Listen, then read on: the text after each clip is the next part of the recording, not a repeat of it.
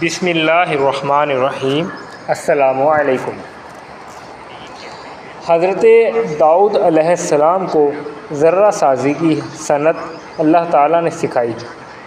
اللہ رب العالمین نے قرآن پاک میں سورہ سبا میں ارشاد فرمایا، ترجمہ: اور ہم نے اس کے لیے لوہے کو نرم کر دیا کہ اے داؤد پوری زریں بنا اور جال بننے میں کڑیوں کا صحیح اندازہ رکھ، اور تم سب نیک کام کرتے رہو، بے شک تم جو کام کرتے ہو میں وہ سب دیکھ رہا ہوں۔ اللہ رب العالمین کا ایسا فضل آپ پر ہوا کہ آپ کے لیے لوہا بالکل نرم کر دیا گیا، نہ انہیں لوہے کو بھٹی میں ڈالنے کی گرم کرنے کی ضرورت پڑتی اور نہ ہی ہتھوڑے مارنے کی حاجت۔ لوہا ہاتھ میں آتے ہی ایسا ہو جاتا جیسے دھاگا۔ اب اس لوہے سے بفرمان خداوندی آپ زرہیں بناتے، بلکہ یہ بھی کہا گیا ہے کہ دنیا میں سب سے پہلے زرہ آپ ہی نے ایجاد کی ہے۔ دن میں صرف ایک زرہ بناتے جو 6000 میں بک جاتی، 2000 گھر بار کے لیے خرچ کر لیتے اور باقی 4000 لوگوں کے کھلانے پلانے میں صرف کر دیتے۔ ذرہ بنانے کی ترکیب حضرت داؤد علیہ السلام کو خود اللہ رب العالمین نے سکھائی، جیسا کہ ارشاد باری تعالیٰ ہے سورہ انبیاء، ترجمہ: اور ہم نے داؤد کو ذرہ بنانی سکھایا تاکہ وہ تم کو تمہاری لڑائی میں محفوظ رکھے۔ پرانے زمانے کی لڑائی میں یہ ذرہ بڑے بچاؤ کا کام دیتی تھی۔ یہ ایک قسم کا کرتا ہوا کرتا تھا جو لوہوں کی تاروں سے بنا جاتا تھا۔ حضرت داؤد علیہ السلام کے ہاتھ میں چونکہ لوہا نرم ہو جاتا تھا، اس لیے آپ بغیر کسی تکلیف کے اور بدو آگ کے یہ کام کر لیا کرتے تھے۔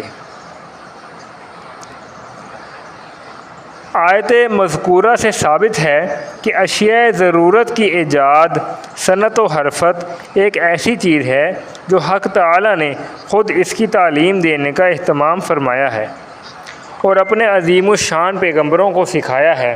حضرت داؤد علیہ السلام کو ذرہ سازی کی صنعت سکھانا مذکورہ بالا آیات سے ثابت ہے۔ حضرت نوح علیہ السلام کو کشتی بنانی اسی طرح سکھائی گئی جیسا کہ ارشاد، یعنی ہمارے سامنے کشتی بناؤ۔ اسی طرح دوسرے انبیاء کرام علیہ السلام کو بھی مختلف صنعتیں سکھانا بعض روایات سے ثابت ہے۔ الطب النبوی کے نام سے ایک کتاب امام حدیث حافظ شمس الدین ذہبی رحمۃ اللہ علیہ کی نسبت سے چھپی ہے۔ اس میں ایک روایت یہ بھی منقول ہے کہ انسانی زندگی کے لیے جتنی اہم اور ضروری صنعتیں ہیں، مثلاً مکان بنانا، کپڑا بننا، درخت بونا اور کھانے کی چیزیں تیار کرنا، نقل و حرکت کے لیے پہیوں کی گاڑی بنا کر چلانا وغیرہ، یہ سب ضروری صنعتیں اللہ تعالیٰ نے بذریعہ وحی انبیاء کرام علیہ السلام کو سکھلائیں۔ اس سے یہ بھی معلوم ہوا کہ جس صنعت کے ذریعے لوگوں کی ضرورتیں پوری ہوں، ان کا سیکھنا اور سکھانا داخل ثواب ہے، بشرطے کہ نیت خدمت خلق کی ہو، صرف کمائی ہی مقصود نہ ہو۔ حضور صلی اللہ علیہ وآلہ وسلم نے ارشاد فرمایا کہ جو صنعت کار اپنی صنعت میں نیک نیت یعنی خدمت خلق کا جذبہ رکھے، اس کی مثال موسیٰ کی ہو جاتی ہے کہ انہوں نے اپنے ہی بچے کو دودھ پلایا اور معاوضہ فرعون کی طرف سے مفت میں ملا۔ حضرت داؤد علیہ السلام کے سامنے ایک مقدمہ پیش ہوا جس کا فیصلہ آپ نے اس طرح کیا۔ اللہ رب العالمین نے ارشاد فرمایا، سورہ انبیاء، ترجمہ: اور داؤد اور سلیمان کے اس واقعے کا بھی تذکرہ کیجیے کہ جب وہ دونوں کسی کھیتی کے جھگڑے کا کہ اس کھیتی میں کچھ لوگوں کی بکریاں رات کے وقت گھس گئی تھیں، فیصلہ کرنے لگے، اور ہم اس فیصلے کو جو لوگوں کے متعلق ہوا تھا دیکھ رہے تھے۔ ایلیا نامی ایک باغبان تھا، اس کے باغ میں یوحنا چرواہے کی بکریاں بے خبری کی وجہ سے گھس آئیں اور باغ کو خراب کر گئیں۔ یہ مقدمہ حضرت داؤد علیہ السلام کے سامنے پیش ہوا۔ آپ نے باغ والے کے نقصان میں یوحنا کی بکریاں ایلوا کو دے دیں، چونکہ نقصان کی قیمت بکریوں کی قیمت کے برابر تھی، اس لیے بطور ضمان بکریاں ایلیا کو دلوا دیں۔ بعض مفسرین نے باغ کی بجائے کھیت کا ذکر کیا ہے۔ حضرت عبداللہ بن مسعود رضی اللہ تعالیٰ عنہ فرماتے ہیں، یہ کھیتی انگور کی تھی جس سے خوشے لٹک رہے تھے۔ ابن عباس رضی اللہ تعالیٰ عنہ فرماتے ہیں کہ حضرت داؤد علیہ السلام کا یہ فیصلہ سن کر بکریوں والے اپنی بکری نہ دے کر صرف کتوں کو ساتھ لے کر واپس جا رہے تھے کہ حضرت سلیمان علیہ السلام نے ان سے پوچھا کہ تمہارا فیصلہ کیا ہوا ہے؟ انہوں نے خبر دی تو آپ نے فرمایا کہ میں اگر اس جگہ ہوتا تو اس طرح فیصلہ کرتا۔ جب اس کی اطلاع حضرت داؤد علیہ السلام کو ملی تو انہوں نے حضرت سلیمان علیہ السلام کو بلا کر پوچھا کہ اگر یہ معاملہ تمہارے سپرد کیا جائے تو تم اس میں کیا فیصلہ کرو گے؟ حضرت سلیمان علیہ السلام نے عرض کی کہ میں باغبان کو بکریاں دلواؤں کہ وہ ان بکریوں کے دودھ سے فائدہ اٹھائے اور ان سے بچے حاصل کرے، اور یوحنا کو حکم دوں کہ وہ باغ کی آبیاری کرے۔ جب باغ اپنی صحیح حالت پر آ جائے تو وہ باغ یا کھیت اصل مالک کو لوٹا کر اپنی بکریاں اسے حاصل کر لے۔ اس سے حضرت داؤد علیہ السلام نے حضرت سلیمان علیہ السلام کا فیصلہ نافذ کر دیا۔ حضرت داؤد علیہ السلام نے ایک شرعی فیصلہ کیا تھا اور حضرت سلیمان علیہ السلام نے صلح کا طریقہ اختیار کیا،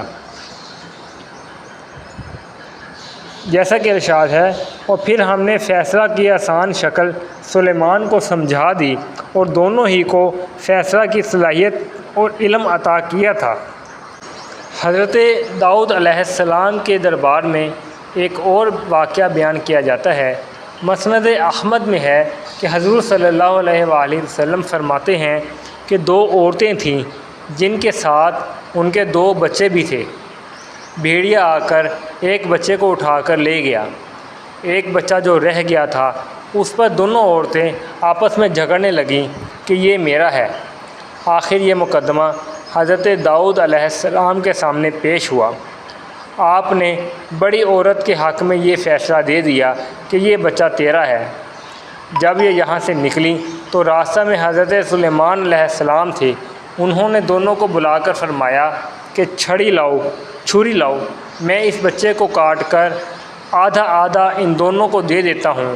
اس پر بڑی تو خاموش ہو گئی، مگر چھوٹی نے واویلا کرنا شروع کر دیا کہ خدا آپ پر رحم کرے، آپ ایسے نہ کیجیے، بلکہ یہ لڑکا اسی کا ہے، اسی کو دے دیجیے۔ حضرت سلیمان علیہ السلام اس معاملے کو سمجھ گئے اور بچہ چھوٹی عورت کو دلا دیا۔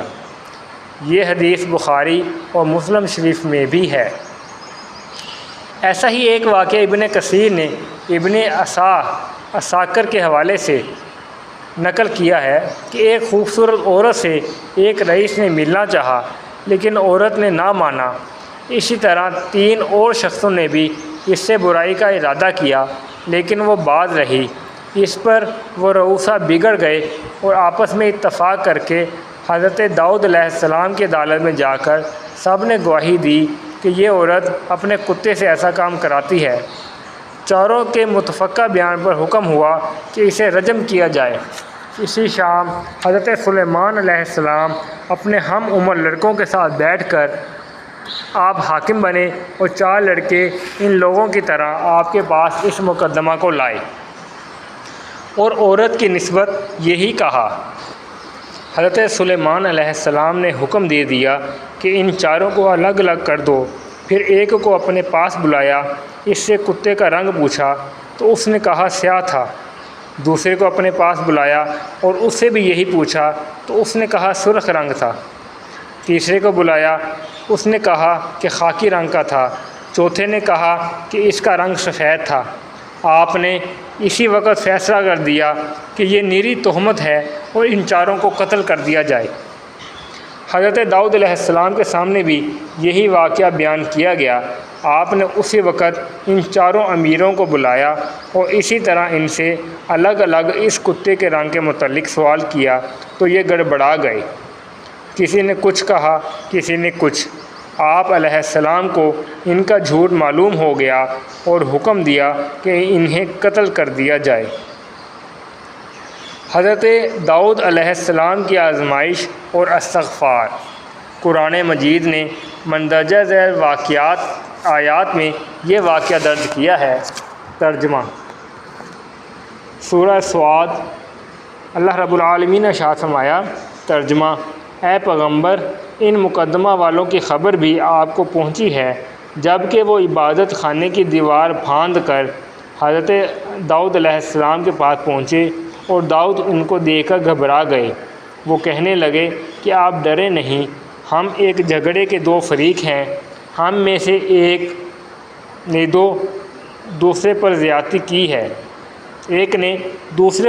کی ہے، سو آپ ہم میں فیصلے کے ساتھ انصاف کے ساتھ فیصلہ کریں اور بے انصافی نہ کریں اور ہم کو سیدھی راہ بتا دیں۔ یہ شخص میرا بھائی ہے، اس کے پاس 99 دمبیاں اور میرے پاس صرف ایک ہے۔ یہ کہتا ہے کہ وہ ایک دمبی بھی میرے حوالے کر دو اور گفتگو میں مجھ کو دبا لیتا ہے۔ داؤد نے کہا کہ جو تیری دمبی کو اپنی دمبیوں کے ساتھ ملانے کی غرض سے مانگتا ہے وہ واقعی تجھ پر ظلم کرتا ہے، اور بلا شبہ شرکا ایک دوسرے پر زیادتی کیا کرتے ہیں، مگر ہاں وہ لوگ جو ایمان لاتے ہیں اور نیک کاموں کے پابند ہیں وہ زیادتی نہیں کرتے، اور ایسے لوگ بہت ہی کم ہیں۔ اور داؤد سمجھ گیا کہ ہم نے اس کو آزمایا ہے، تو وہ اپنے رب سے معافی طلب کرنے لگا اور سجدے میں گر پڑا۔ ہم نے اس کی وہ بات جس سے وہ توبہ کر رہا تھا معاف کر دی، اور اس کے لیے اپنے ہاں بڑا قرب ہے اور بڑی اچھی باز گشت ہے۔ ان آیات میں اللہ تعالیٰ نے حضرت داؤد علیہ السلام کا واقعہ ذکر فرمایا ہے۔ قرآن کریم میں یہ واقعہ جس انداز سے بیان کیا گیا ہے، اس سے صرف اتنا معلوم ہوتا ہے کہ اللہ تعالیٰ نے ان کی عبادت گاہ میں دو فریقوں کو جھگڑتے ہوئے بھیج کر ان کا کوئی امتحان کیا تھا۔ حضرت داؤد علیہ السلام نے اس امتحان پر متنبہ ہو کر اللہ تعالیٰ سے استغفار کیا اور سجدہ میں گر پڑے۔ مقصد یہ کہ آپ اپنے ہر معاملہ میں اللہ تعالیٰ کی طرف رجوع فرماتے تھے، اور کبھی ذرا سی بھی لغزش ہو تو فوراً استغفار کی طرف متوجہ ہو جاتے۔ اسی لیے بعض محقق اور محتاط مفسرین نے ان آیات کی تشریح میں فرمایا ہے کہ اللہ تعالیٰ نے خاص حکمت و مصلحت سے اپنے جلیل القدر پیغمبر کی اس لغزش اور امتحان کی تفصیل کو کھول کر بیان نہیں فرمایا۔ اسی لیے ہمیں بھی ان کے پیچھے نہیں پڑنا چاہیے، اور جتنی بات قرآن کریم میں مذکور ہے صرف اتنی بات پر ایمان رکھنا چاہیے۔ حافظ ابن کثیر جیسے محقق نے بھی اپنی تفسیر میں اسی پر عمل کیا ہے، اور بلا شبہ سب سے زیادہ محتاط اور سلامتی کا راستہ یہی ہے۔ حکیم الامت حضرت تھانوی رحمۃ اللہ علیہ نے اس لغزش کی تشریح اس طرح بیان فرمائی ہے کہ مقدمہ کے دو فریق دیوار پھاند کر اندر داخل ہوئے اور طرز مخاطبت میں انتہائی غصہ خانہ اختیار کیا کہ شروع سے ہی حضرت داؤد علیہ السلام کو انصاف کرنے اور ظلم نہ کرنے کی نصیحتیں شروع کر دیں۔ اس انداز کی گستاخی کی بنا پر کوئی عام آدمی ہوتا تو انہیں جواب دینے کی بجائے الٹا سزا دیتا۔ اللہ تعالیٰ نے حضرت داؤد علیہ السلام کا یہ امتحان فرمایا، وہ بھی غصے میں آ کر انہیں سزا دیتے ہیں یا پیغمبرانہ عفو و تحمل سے کام لے کر ان کی بات سنتے ہیں۔ آپ علیہ السلام اس امتحان میں پورا اترے، لیکن اتنی سی فروغ گذاشت میں ہو گئی کہ فیصلہ سناتے وقت ظالم کو خطاب کرنے کی بجائے مظلوم کو مخاطب فرمایا، جس سے ایک گناہ جانبداری مترشخہ ہوئی، مگر اس طرح فوراً متنبہ ہوئے اور سجدہ میں گر گئے اور اللہ تعالیٰ نے انہیں معاف فرما دیا۔